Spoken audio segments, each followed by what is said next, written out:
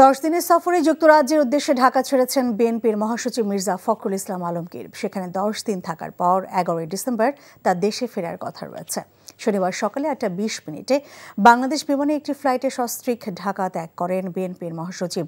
লন্ডনের এই সফরে বিএনপির বিভিন্ন দলীয় অনুষ্ঠানের পাশাপাশি দলের ভারপ্রাপ্ত চেয়ারম্যান তারেক রহমানের সাথেও সাক্ষাৎ করবেন মির্জা ফখরুল।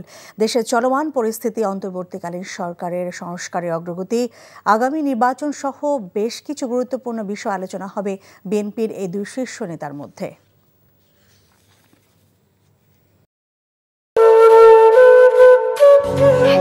বাজে কথা বলবেন। আপনি কি বলতে চাচ্ছেন? এই চাঁদ নিয়ে আপনার গায়ে এসে পড়েছে? আজে বাজে লোক কোথাকার। তোমার নাম তো উজান চৌধুরী, কিন্তু আপনি কে? আমারে তোমার চেনার কথা না, তোমার দাদার আমলের মানুষ। আমার নাম সাজপাতি। চাঁদনি, আবার কবে দেখা হবে? আমি ওসমান। তুমি তো দেরি করে এলে কেন? আমি তো এই ফার্স্ট টাইম এখানে এলাম। আমি তোকে অনেক বছর ধরে খুঁজে বেড়াচ্ছি। সব কিছুর জন্য তুই দায়ী।